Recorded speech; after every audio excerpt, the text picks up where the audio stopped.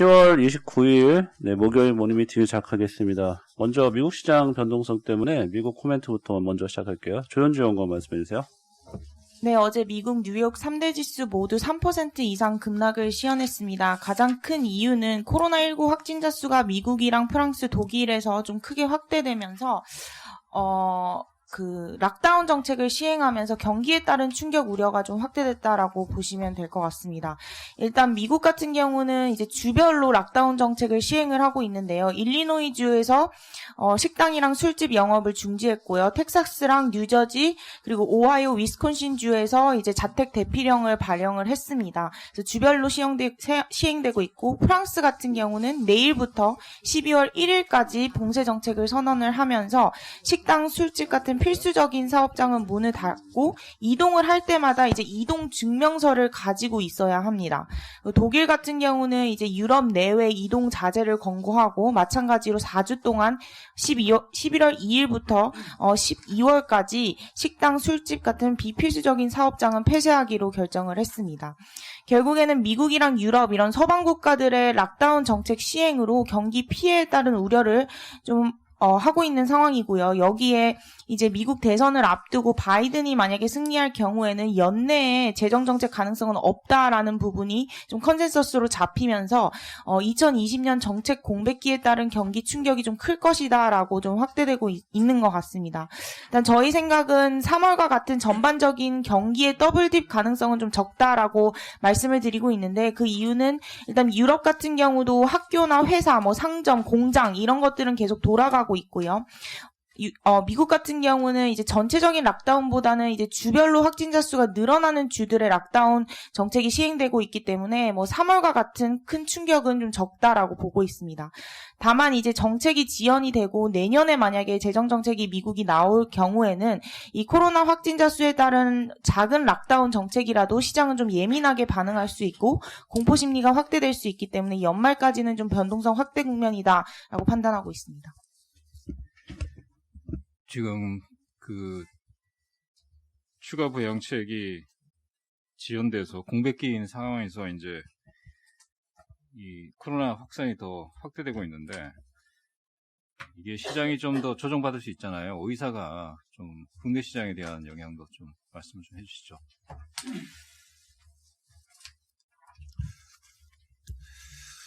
네, 지난 3월 말에는 미국에서 코로나가 확산됐을 때 이제 케어스 액트 법안이라고 해서 이제 2.2조 달러의 경기 부양 법안이 통과가 됐잖아요. 그리고 연준이 무제한 양적 완화를 펼치면서 그 파급 효과를 막았는데 일단은 지금 미국이 대선 모드 때문에 전체적으로 민주당하고 공화당하고 추가 부양 정책에 대해서 계속 싸우고 있는 상황이에요. 그럼 합의가 나오고 있지 않고 아시겠지만 미국 상원은 또 11월 9일까지 휴회 기간이기 때문에 당장 극적인 결과가 없을 경우에는 지금 미국 국민들이 추가적으로 이제 실업수당을 받을 수 없는 환경이고요. 어제 뉴스에 나왔지만 미국 50개 주 중에서 지금 17개 주가 실업수당이 이제 바닥이 난 상황이라는 거죠. 그래서 저희가 조금 걱정하는 그 펀더멘탈의 이제 부진 요인들이 좀 작동하고 있다라는 게 현재 이 시장의 특징이 될 거고요. 그렇기 때문에 지금 이런 코로나19 영향에 더 민감하게 지금 반응하는 것 같습니다.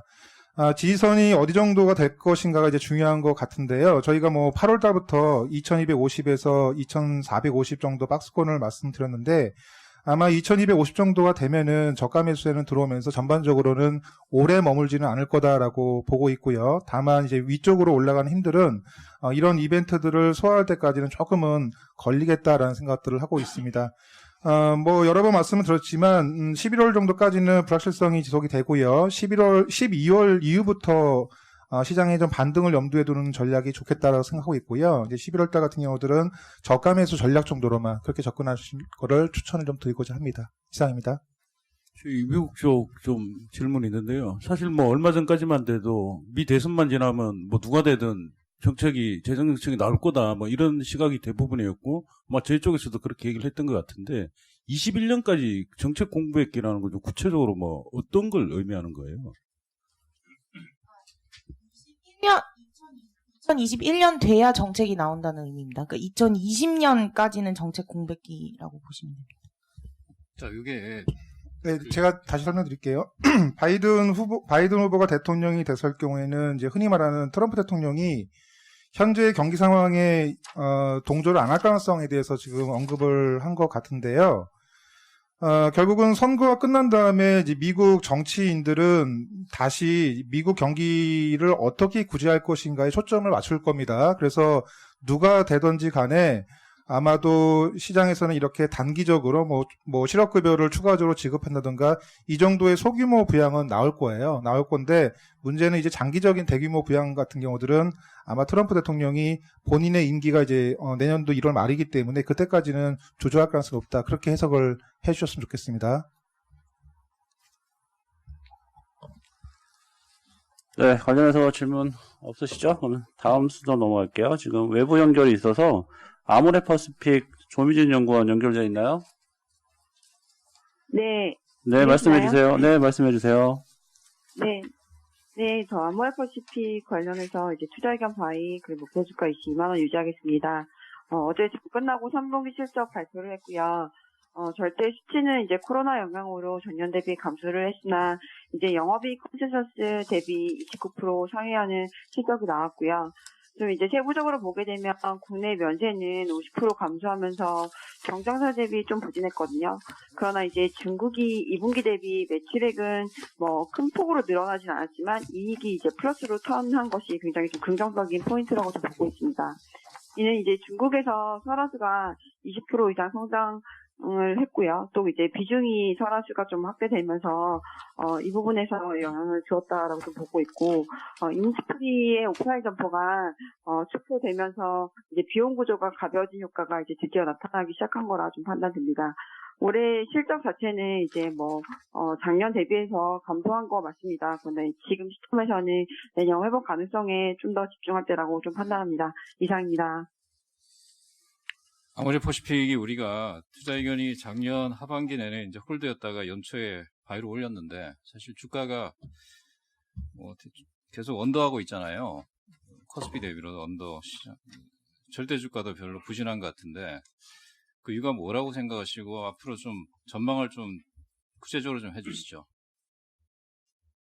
네, 우선은 그거는 제가 잘못 봤던 부분은 우선은 코로나19 상황이 좀 빠르게 개선될 거라고 좀 봤었고요. 진화가 될 거라고 봤었고요.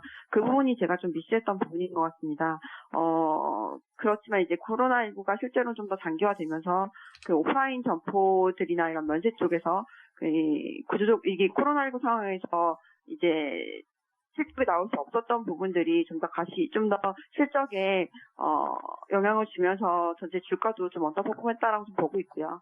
근데 이번 자료에도 제가 적어 놓았지만 코로나19로 인해서 좀 더 이러한 오프라인 부진 점포나 이런 구조조정 속도에 속도를 좀 올렸던 부분들이 있어서 이런 부분들이 내년에는 지금 좀 더 수익성 개선이 올라갈 수 있는 부분에 영향을 줄 거라고 좀 보고 있거든요. 그래서 지금 3분기부터는 사실은 내년에 대한 포트폴리오 어떻게 될지를 좀 많이 그래도 고민하시는 것 같아요. 그리고 이제 경쟁 업체가 주가도 많이 올라갔고 너무나 좋은 수적을 보였지만 지금 현재 상황에서는 일단 다른 포트폴리오도 고민하시는 과정에서 아모레퍼시픽이 3분기 때 되게 우려가 컸는데 그거 대비 실적이 좀 잘 나와서 그 대안으로 조금 생각해 볼 수 있는 부분이 충분히 있다고 좀 보고 있습니다. 그래서 지금 실적 발표 이후와 내년 연초까지는 아모레퍼시픽에 대해서는 크게 지금 거리끼는 부분은 없다라고 좀 보고 있고요. 그리고 내년 초에 그런 중국과의 관계 개선 기대감이나 이런 부분들이 좀 더 가시화된다면 주가가 좀 더 탄력적으로 올라갈 수 있지 않을까 이렇게 좀 판단합니다. 그 중국 관군제 관련해서 한국 화장품 그 주문이 상당히 좋은 것 같은데 그게 좀 모멘텀을 작용할 가능성은 없나요? 네, 지금 실제로 그런 부분들이 모멘텀으로 작용하고 있고요. 사실 아모레퍼시픽도 아모레퍼시픽이지만 LG생활건강이 실적이 원래 굉장히 좋을 거라고 기대 많이 했었어요. 그리고 나서 실적 발표하고 나서는 오히려 좀 탈시한 매물이 나오는 것 같았었는데 이제 관군제 때 예비 물량들이 빠르게 판매가 되었다는 뉴스들이 떠면서 오히려 그 주가는 다시 그 갭을 메웠거든요. 그래서 지금 봤을 때 아모레퍼시픽도 어제 확인한 바로는 지금 예비 판매 물량이 굉장히 지금 좋은 걸로 알고 있습니다. 그래서 이런 부분들이 아무래도 중국 현지 쪽, 그러니까 면제 쪽은 사실 구조적으로 조금 어려운 부분들이 있지만 중국 현지에서의 그런 수요와 그런 소비들이 결국에는 면제까지 영향을 준다라고 봤을 때는 중국 현지에서 판매가 좋은 것들이 우리 화장품 쪽에서 주가 상승 모멘텀이 될 수 있는 가능성이 있다라고 좀 판단됩니다. 네, 수고하셨습니다. 원래 순서대로 돌아갈게요. 그래서 중국 위안화 코멘트 권하민 연구원. 네, 위안화 쪽에서 이벤트 하나 있어서 코멘트 드리겠습니다. 27일 인민은행이 이제 위안화 고시환율 산정 방식을 좀 바꿨다라고 이제 얘기를 하고요. 이제 매일 오전에 인민은행은 위안화 기준 환율을 아침에 이제 고시를 해주는데요. 전일 종가, 그리고 통화 바스켓 조정, 그리고 역주기인자 이 세 가지 요소에 의해서 구성이 됐습니다. 이제 인민은행은 역주기인자라는 걸 빼겠다라고 얘기를 했고요. 뭐 복잡한데 사실 그림 1번을 보시게 되면 이제 이게 인민은행이 기존에 취했던 조치가 역주기인자를 도입하고 배제하면서 이제 방향성을 좀 그동안 속도 조절로 이제 결정을 해왔다라고 보실 수가 있겠습니다. 이론적으로는 이제 인위적인 수치이고 이것을 결국 그 반영함으로써 한 방향으로의 쏠림을 좀 경계한다라고 이제 얘기를 하지만 도표에서 보시는 것처럼 경험적으로는 사실 도입 이후에 강세 그리고 배제 이후에 약세가 나타나는 모습이 나왔고요. 그래서 아무래도 최근에 위안화 속도 조절 조치는 10월 이후에 계속 나왔었습니다. 선물한 증거금 폐지하고 혹은 적격 내국인 투자자 해외한도 늘려주고 이런 것들이 계속 나왔었는데 이제 최근에 그림 1번까지 이제 역주기인자 배제 조치까지 도입한 것이 결국 최근 유로화가 의미 있게 강세로 가지 못하는 상황에서 달러 약세에 대한 그런 일방적인 위안화 강세 부담을 좀 이제 좀 덜고자 하는 게 아니겠느냐 하고 판단하고 있고요. 사실 보시면 아시겠지만 단기적인 속도 조절 요인이고요. 그래서 중장기적인 방향성은 사실 저희도 이제 위안화 강세 쪽으로 생각을 하고 있긴 한데 아무래도 이런 속도 조절 조치가 당분간 시장에 좀 영향을 줄 것 같다. 지금 여부에서 위안화 가치는 한 2주 정도 지금 약세를 보이고 있다라고 생각을 해주시면 될 것 같습니다. 이상입니다. 네, 이어서 산업기업 쪽으로 넘어갑니다. 그 휴대폰 IT 부품 산업하고 LG이노텍 이규화 연구원입니다. 네, 어제 글로벌 9월 스마트폰 판매가 발표가 됐고요. 그 중국 쪽이나 이제 미국 같은 경우가 지금 아이폰 판매가 이제 작년에 9월에 출시가 됐는데 올해 이제 10월에 출시가 되면서 그런 영향으로 전반적으로 좀 빠졌습니다. 그래서 그 화웨이 같은 경우도 지금 계속해서 이제 물량이 혼자 좀 심각하게 좀 많이 빠지고 있고 삼성전자나 나머지 이제 중화권 업체들은 계속해서 좀 이제 올라가는 모습을 좀 보이고 있고요. 10월에는 지금 이제 아이폰 판매가 시작이 되고 있는데 계속 지금 말씀드리지만 생각보다 판매가 양호하기 때문에 그 판매는 다시 이제 좀 올라갈 것으로 좀 기대를 하고 있습니다. 인도 같은 경우도 지금 쇼핑 시즌이 10월부터 본격적으로 또 돌입이 돼서 판매는 개선될 거라고 보고요. 그 아이폰이 이제 지금 4개의 모델 중에 2개만 지금 판매가 되고 있고 그 제일 큰 프로맥스 버전이랑 미니 그 2가지 모델은 지금 아직 출시가 안 되고 이제 다음 주 정도에 이제 출시가 될 예정인데 사실 이 모델들도 지금 미니 같은 경우는 가격이 매우 지금 저렴한 제품이고 맥스는 워낙 이제 매니아층이 있는 제품이라서 두 제품도 지금 판매가 잘 될 거라고 좀 기대를 하고 있습니다. 최근에 이제 언론에 따르면 아직 이제 2가지 모델이 판매가 안 됐기 때문에 증산이 좀 제한적이긴 하지만 100만 대에서 200만 대 정도 증산 요청이 들어오고 있다. 이제 이런 얘기들이 나오고 있거든요, 벌써.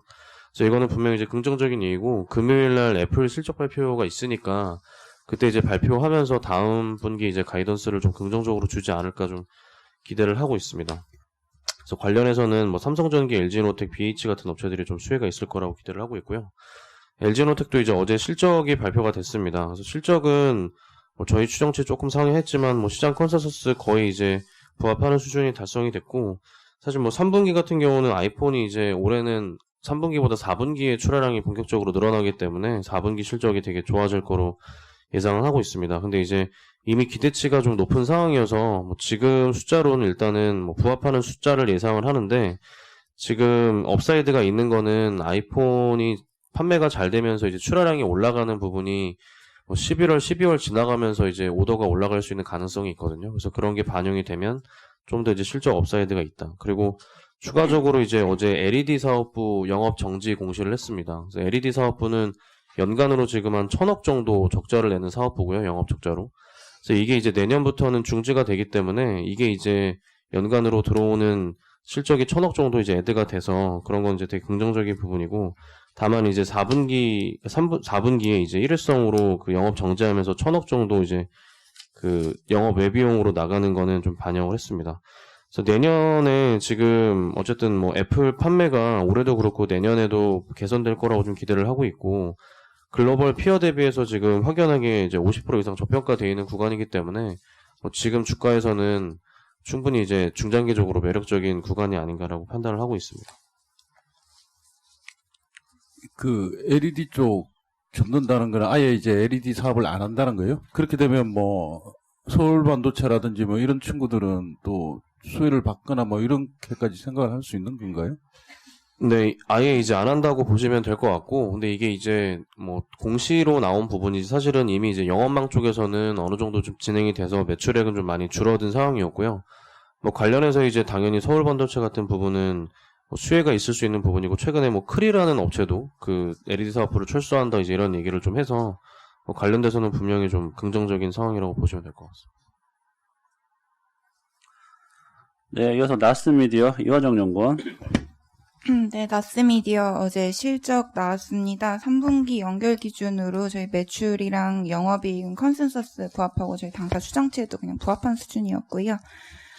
일단 저희 투자 의견 홀드인데 앞으로도 유지합니다. 이유는 이전에 제가 4월 달에도 한번 말씀드렸던 거랑 사실 상황이 달라진 거는 본사 영업 상황이 그나마 코로나19에서 회복 중이라는 것 수준인데, 그거 제외하면은 저희 실제로 시장이 원하는 그런 주가 상승 모멘텀, 예를 들면 저희 모회사인 KT랑 협력하는 신사업 같은 것들은 아직 없는 상황입니다.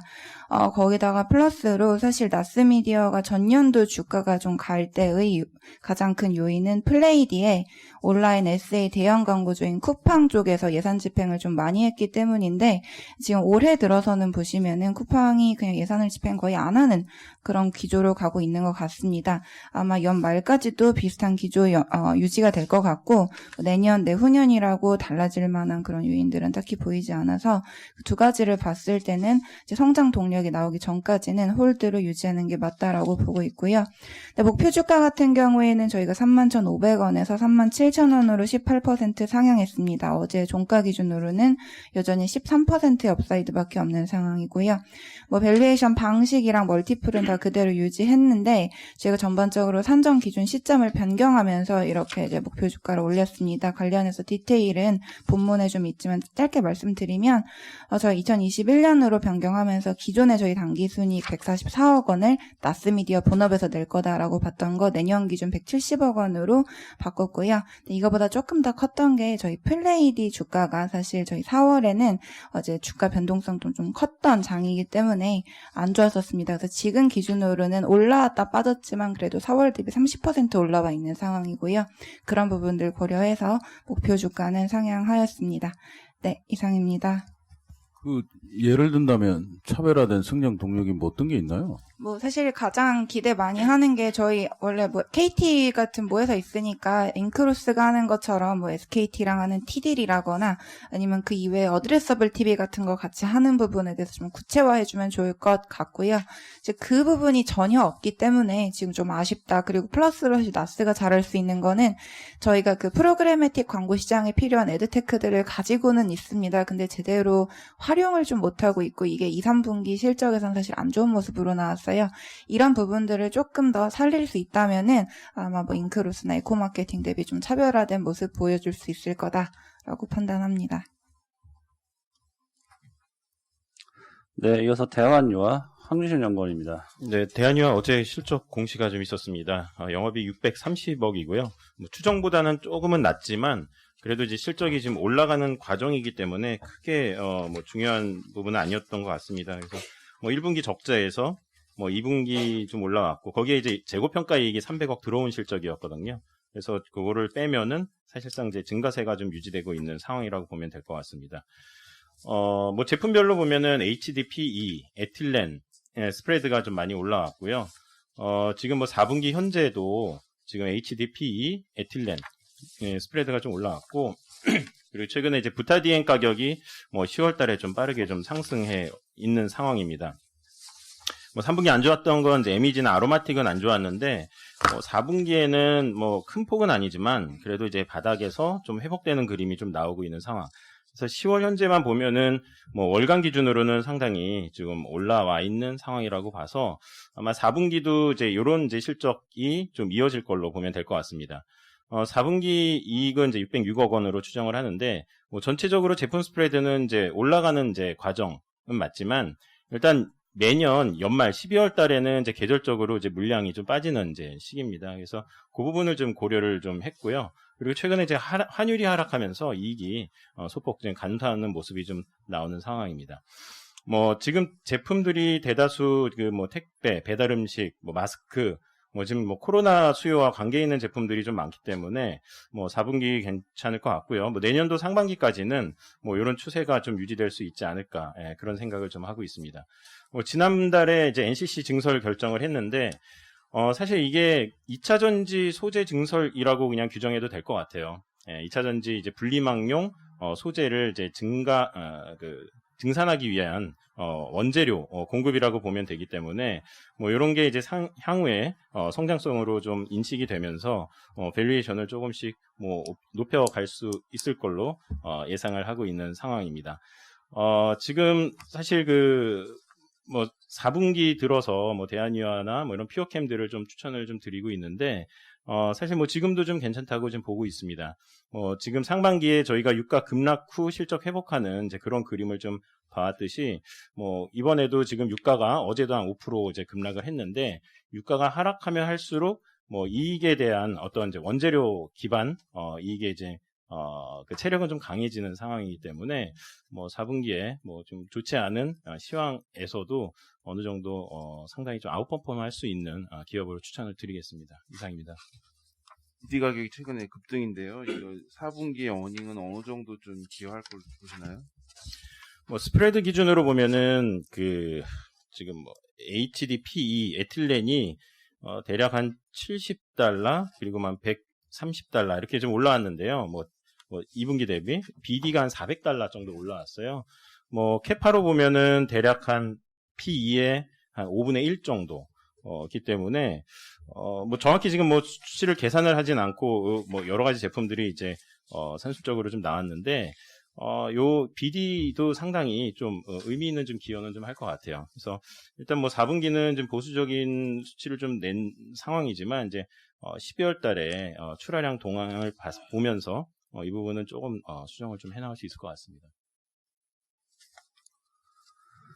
그 반도체 산업 스팟 자료는 그 자료 대체로 하고요. 그다음에 GS 홈쇼핑 이지영 연구원. 네, GS 홈쇼핑 실적 잘 나올 거라 했는데 그것보다 훨씬 잘 나왔습니다. 그래서 영업이익이 전년 대비 91%나 증가했고요. 뭐 장마도 길었고 코로나 재확산되고 추석 늦었던 것들이 집중적으로 좀 수혜가 있지 않았나라고 보고 있습니다. 뭐 일단은 이런 어떤 외부 환경으로 이제 언택트 라이프 스타일이 좀 고착화됐다라고 보고 있고요. 이것 때문에 4분기 현재에도 실적 추세가 양호한 것으로 그렇게 파악이 되고 있습니다. 그리고 좀 이 성장을 구조적으로 볼 수도 있는 게 저희가 그 기존에는 식품하고 생활용품 카테고리가 좀 약했거든요. 주로 임의용이나 패션 쪽만 집중을 했었는데 코로나를 계기로 이쪽 카테고리 개발을 적극적으로 했고요. 이게 좀 매출 확장으로 이어질 수 있겠다라고 보고 있습니다. 최근에 이제 라이브 커머스 걱정을 많이 하시는데요. 이 라이브 커머스가 일단 들어가서 봐야 되잖아요. 그래서 이제 반강제적으로 이렇게 채널을 노출시키는 이 홈쇼핑하고는 그래도 시청률이나 이런 게 차이가 엄청 큰 것 같습니다. 그래서 이렇게 반강제적으로 채널을 노출시키고 집중할 수밖에 없는 이 구조가 홈쇼핑의 큰 경쟁력이라고 보고 있고요. 지금 이제 너무 싸서, 이런 걸 감안했을 때 그래도 계속 투자 매력이 있다라고 보고 있습니다. 그래서 지금 PER이 올해 기준으로도 뭐 한 7.8배고요. 내년 기준 7.4배 보고 있고요. 그다음에 DPS는 올해 호실적이 주주 환원으로 연결될 것으로 보기 때문에 전년보다 올라갈 것으로 보고 있습니다. 한 10% 정도 증가한 7,000원으로 보고 있고요. 지금 시가 배당률 4.8% 정도 나오기 때문에 배당 매력도 충분하다고 보고 있습니다. 이상입니다. 네, 해외 주식 발표하겠습니다. 마이크로소프트 임지용 연구원. 네, 마이크로소프트 실적이 나왔고요. 매출액이랑 영업이익 모두 컨센서스랑 추정치를 상회를 했습니다. 동사에 대한 투자 의견 바이 목표 주가 278불 유지를 하고요. 견고한 클라우드 수요가 지속이 되고 있고 팬데믹으로 인한 부정적 영향도 축소가 되면서 실적 성장은 계속될 거다라고 보고 있습니다. 이번 분기 실적에서는 하이브리드 클라우드 제품 수요랑 사용량이 증가를 했고요. 다만 라이센싱 쪽이나 온프레미스 쪽은 좀 부진을 했는데 전분기 대비 소폭 개선되는 흐름을 좀 관찰이 됐습니다. 광고 시장 쪽에서도 검색과 링크드인 쪽 매출 회복에 좀 기여를 했고 게임 쪽도 여전 전분기에 이어서 높은 성장세를 좀 지속을 했습니다. 다음 분기에는 이제 약간 이제 기업들의 IT 지출이 소폭 감소를 하면서 윈도우나 온프레미스 쪽에 부정적 영향을 좀 예고를 했지만 애저도 여전히 고성장을 하고 있고 차세대 엑스박스도 출시를 하고 링크드인 쪽도 계속해서 개선되고 있어서 긍정적인 요인들이 더 많다고 평가를 좀 하고 있습니다. 다음 분기 같은 경우는 퍼스널 컴퓨팅 사업부 빼고는 전반적으로 나머지 사업부는 가이던스 상단에 좀 부합하는 실적을 기록할 것으로 좀 전망을 좀 하고 있습니다. 이상입니다. 네, 다음은 창신신소재 장지영 연구원. 예, 지난 5월 29일 날 편입한 창신신소재가 이제 실적을 발표했는데요. 3분기 실적을 보게 되면 전반적으로 시장 컨센서스에 부합했습니다. 매출 총이익률이 이제 전분기 대비 6.3%포인트 올랐는데 최근에 습식 분리막 수요 증가에 따라서 이제 가동률이 상승되면서 고정비가 감소했고 그다음에 이제 전분기 대비 낮은 가격의 원재료 투입과 습식 분리막 가격이 상대적으로 견조한 흐름을 보이면서 제품 마진이 확대되었기 때문입니다. 3분기 중국 친환경차 판매량 같은 경우는 7월, 8월, 9월 증가폭을 확대했는데요. 4분기는 더 좋아질 거로 보고 있습니다. 그 이유가 내년에 중앙정부의 친환경차 보조금이 올해 대비 20% 삭감되고요. 올해 이제 지방정부가 발표한 추가 보조금 정책이 대부분 연말 종료가 예정되어 있습니다. 그래서 가수요가 발생할 수 있기 때문에 좋게 보고 있고요. 4분기 분리막 수요 증가에 힘입어서 회사 실적 같은 경우 컨센서스 기준으로 매출액 45%, 영업이익하고 지배지분 순이익은 이제 80에서 90% 정도 증가할 것으로 보고 있습니다. 최근에 이제 주유 주주 등 6명이 이제 지분을 6개월 내 1.1% 정도 이제 판다고 했는데, 좀 단기적으로는 수급에 부정적일 수 있으나 4분기 이제 큰 폭의 이익 증가가 기대되면서 저는 주가는 오히려 더 우상향할 수 있을 것으로 보고 있습니다. 이상입니다. 네, 이어서 셔인 윌리엄즈 한의연구원입니다. 네, 저희 NH글로벌 스탁스 10에 편입되어 있는 미국 최대 페인트 업체이고요. 3분기 실적 간단하게 리뷰 드리면 일단 매출과 주당 순이익은 모두 컨센을 상회를 했고요. 호실적은 어떻게 보면 DIY 트렌드 강화 그리고 기존 주택뿐만 아니라 이제 신규 주택향 페인트 판매 호조 이런 부분들 때문에 매출 성장을 견인을 했다라고 보시면 되겠고 외형 성장도 했지만은 이제 수익성도 개선이 되는 모습을 보였습니다. 고객 믹스와 이제 제품 믹스 개선 그리고 원재료비가 좀 감소를 하면서 이제 모든 사업 부분에서 이제 수익성이 개선되는 모습 보였다라고 말씀을 드리겠고요. 일단은 모기지 금리가 낮고 미국 주택 경기가 회복하는 그런 그림 보여지고 있기 때문에 앞으로도 페인트 수요 회복과 이익 마진 향상은 좀 지속될 가능성이 높지 않나라고 보고 있고요. 주가는 추가 부양책에 대한 구체적인 좀 윤곽이 좀 나타나면 상승 흐름을 좀 재개할 것으로 기대하고 있습니다. 이상입니다. 네, 이상으로 준비된 자료 발표 모두 마치겠습니다.